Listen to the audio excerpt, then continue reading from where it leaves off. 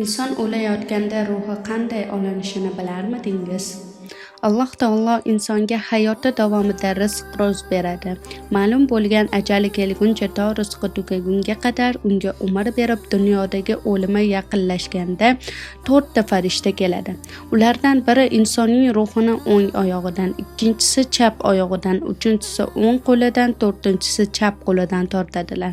Inson ko'pincha o'z joni g'arg'ara holiga kelmasidan oldin olami malakutni ko'ra boshlaydi va farishtalarni o'z qilgan amallarining haqiqatini, olamlarda ro'y berayotgan ko'pgina hollarni ko'radi. Agar gapira olsa, ularning mavjudligini gapirib beradi.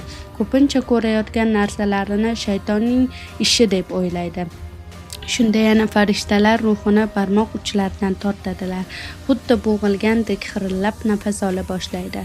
Fojir odamning ruhi xuddi insonning ichidan tikanni tortib olgandek qiynab chiqarib olinadi. Bu haqda payg'ambarimiz sollallohu alayhi vasallam xabar berganlar. Bu holatda o'layotgan kishi qornini tikan bilan to'ladek his qiladi. Ruhini igna teshigidan o'tayotgandek, osmon yerga qulab tushgan u o'zini uning ostida qolgandek his qiladi. Payg'ambarimiz sollallohu alayhi vasallam aytadilarki, albatta o'lim azoblaridan bittasining tanadagi shiddati 300 marta qilich urgandan ham shiddatlidir. Ana shu paytda insonning badani terlaydi, ko'zlari birdaniga ikki tomonga ketadi, burnining ikki tomoni tortilib, ko'kragi ko'tariladi, nafas olishi tezlashadi, yuzi sarg'ayadi. Ruh qalbga kelganida insonning tili tutiladi, ruh ko'ksga kelganida hech kim gapira olmaydi. Ba'zilarini farishta zahar bilan qizdirilgan temir bilan uradi. Shunda tezda ruh tashqariga chiqib ketadi. Farishta ruhni qo'lga olganida u titray boshlaydi. Asalardek kichkina inson shaklida bo'ladi. So'ngra farishta uni zaboniyga, azob farishtasiga topshiradi.